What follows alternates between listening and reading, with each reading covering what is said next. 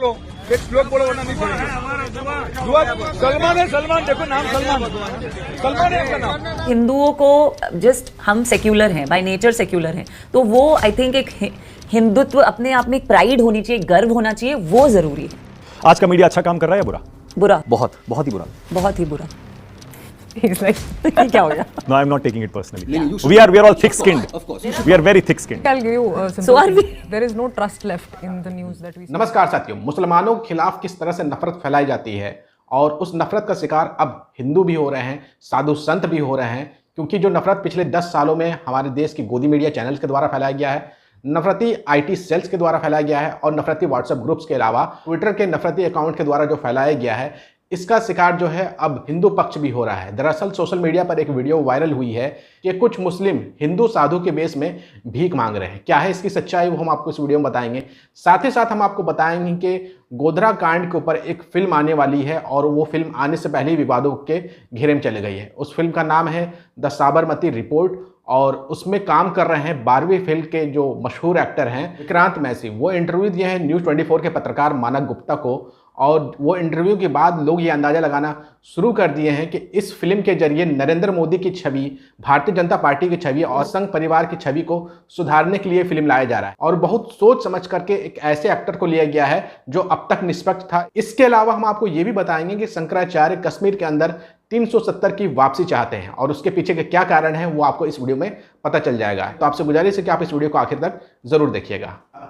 सबसे पहले हम बात करेंगे वायरल हो रही एक वीडियो के ऊपर, जिसमें आप देख पाएंगे कि कुछ लोग जो है साधु के भेष में हैं और उनके बारे में दावा किया जा रहा है कि ये जो साधु के भेष में लोग हैं ये दरअसल मुस्लिम हैं। और ये दावा करने वाले कौन कौन से लोग हैं आप पहले उनको सुन लीजिए कि कौन कौन ये झूठ फैला रहा है। ऑफ इंडिया नाम का वेबसाइट इस झूठे खबर को फैलाते हुए लिखता है, भगवा वस्त्र पहने सलमान और उसके साथी भीख मांग रहे हैं। आईडी कार्ड से उनकी असली पहचान सामने आई है।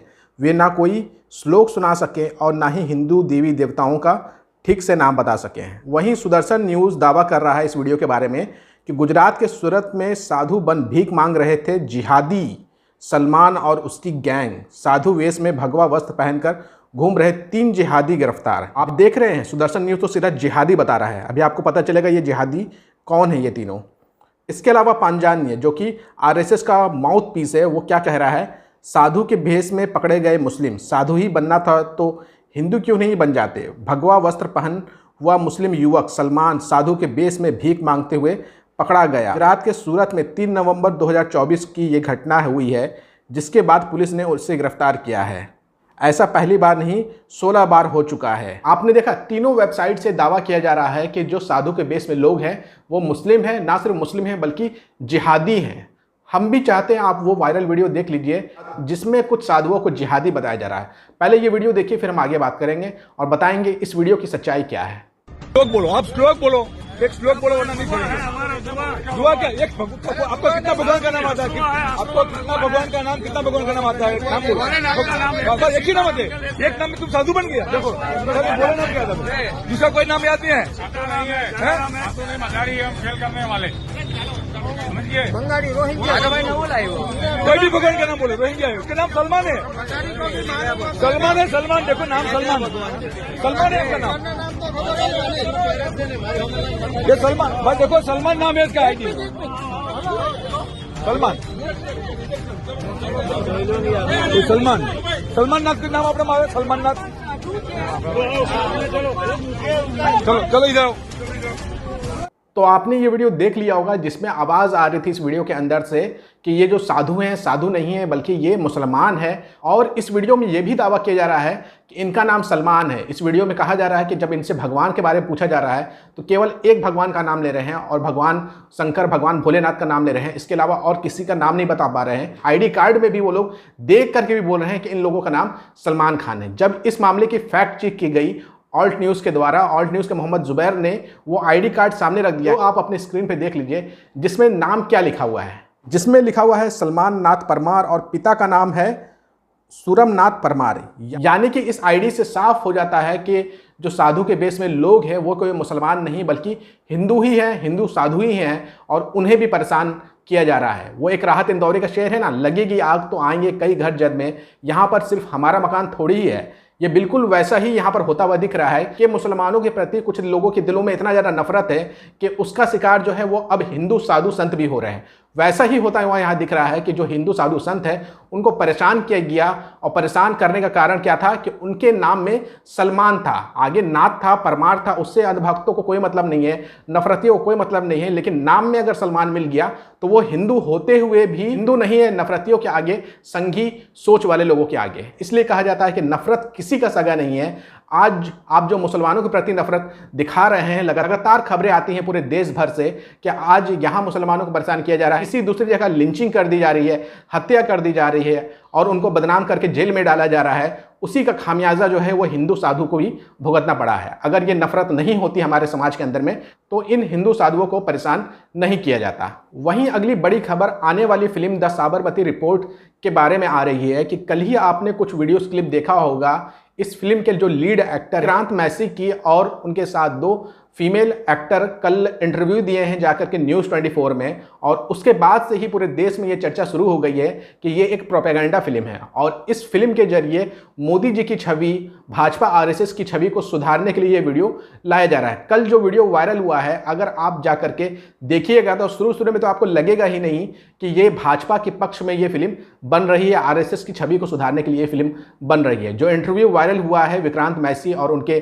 फीमेल एक्टर्स के साथ में न्यूज़ 24 के मानक गुप्ता के साथ वाली इंटरव्यू की, उसमें विक्रांत मैसी और उनके साथी जो अन्य एक्टर हैं वो सवाल पूछ रहे हैं मीडिया से। अगर आप वो क्लिप देखिएगा तो लगेगा कि बॉलीवुड के हीरोज जो हैं वो हमारे देश की मीडिया की सच्चाई बयां कर रहे हैं, उनके मुंह के ऊपर उनको एक्सपोज कर रहे हैं। लेकिन बहुत ही चालाकी के साथ एक फिल्म को लाई गई है और इस फिल्म के जरिए कोशिश की जा रही है जो गोधरा कांड हुआ था और उसका आरोप जो है खास राजनीतिक पार्टी के ऊपर लगा था, उस आरोप को धो दिया जाए और लोगों के मन में एक अलग तरह की तस्वीर बनाया जाए। अगर आप कल्पना कर लीजिए कि इस फिल्म में लीड एक्टर कंगना रनौत होती तो आप खुद ब खुद समझ जाते हैं कि इस फिल्म में क्या कहानी होने वाली है। जाहिर सी बात है वो प्रोपेगेंडा होता और देश के जो सेकुलर लोग हैं, जो लिबरल लोग हैं, प्रोग्रेसिव लोग हैं, वो इस फिल्म को देखने जाते ही नहीं। इसलिए पूरा एक खेल रचा गया है, एक ऐसे एक्टर को चुना गया है जिसकी छवि अब तक निष्पक्ष थी, लेकिन इस फिल्म के बाद उसकी छवि भी निष्पक्ष नहीं रहेगी। जो कुछ वीडियो क्लिप्स वायरल हो रहा है, पहले आप देख लीजिए, फिर हम आगे बात करते हैं। कुछ लोग कहते हैं कि कार सेवक अयोध्या से आ रहे थे,